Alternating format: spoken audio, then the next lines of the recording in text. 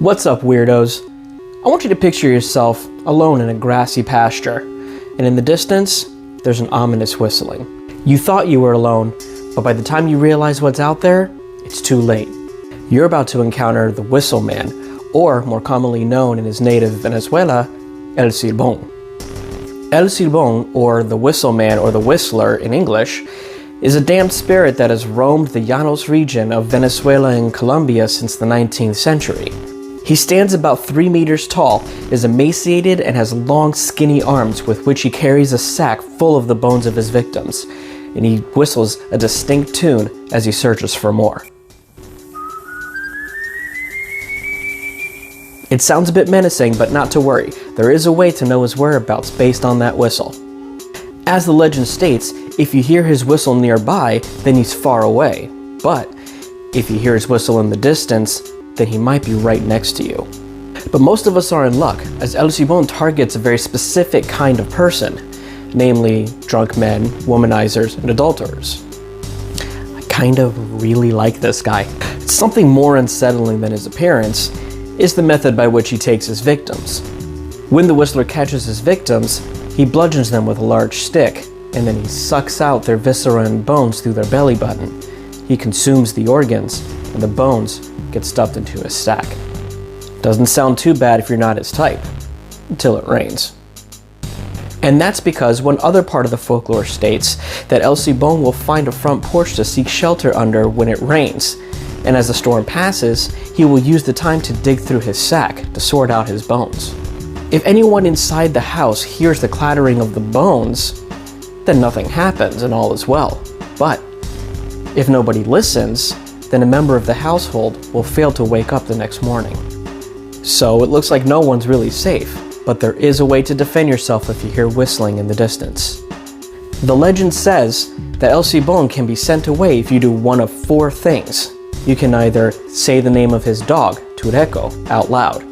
You can bark like a dog. You could snap a whip, or you can show him a chili pepper. I love how none of those options are to just stop being terrible. So that was a lot, but as with many legends, there is backstory. And this one has many iterations that contribute to making it all make sense. And despite the different stories, they all end the same way. The boy who is to become the Whistle Man kills and eviscerates his own father, and when his grandfather finds out, he punishes him by tying him to a tree, lashing his back, and soaking the wounds with a cocktail of boiling water and chili peppers. He then throws him to his dog, Tureco, who bites at his ankles repeatedly. Then, the boy is cursed to an eternity of roaming the grasslands with his dog, nipping at his ankles, as he carries a sack with the bones of his father. I am glad I only have to say that once. In one story, the boy brings home a girlfriend, whom his father vehemently finds promiscuous. His judgmental father then assaults and kills her. Angry with that, the boy then kills and guts his father, which his grandfather finds out about, and you know the rest. In another tale, the boy, who's used to getting everything he wants, requests animal entrails for dinner. And when his father comes home empty-handed from hunting, he gets angry and then kills him. He then brings his entrails to his unknowing mother to cook. And when his mother finds out what had been done, she tells her father-in-law and joins him in the aforementioned punishment and cursing. Now, amongst all of the tales, there is one that is most commonly known, as it is the most realistic in its presentation. A boy named Joaquin Flores lived in the Venezuelan city of Barinas. He was tall and lanky, earning him the nickname Canilludo, which means long-legged or long-shanked. He was also called malcriado, which in English means spoiled, for his capricious behavior. His father didn't approve of his son's personality, so one day he took him and his dog Tureco out hunting in an attempt to correct him. Now, during the trip, Joaquin did a lot more whistling than hunting, which annoyed his father. Now, after some time, Joaquin asked his father to hunt a deer for him, and that request was denied. He told him to do it himself, and this wasn't just an attempt at correction, it was also an attempt to cease the whistling that was annoying him so much. Well, that attempt failed, and instead of hunting deer himself, Joaquin decided to just quit, and the pair started to walk home. On the way, it began to drizzle, and as they hurried to beat the impending storm, they came across a twisted log that had fallen in their path. With a smirk on his face, Joaquin demanded of his father, "Straighten that stick for me." His father responded with, "How? Can't you see it grew crooked?" Keeping the smirk, Joaquin explains, "That's what happened to me. I grew up crooked, and you are attempting to straighten me. I am like this because of you."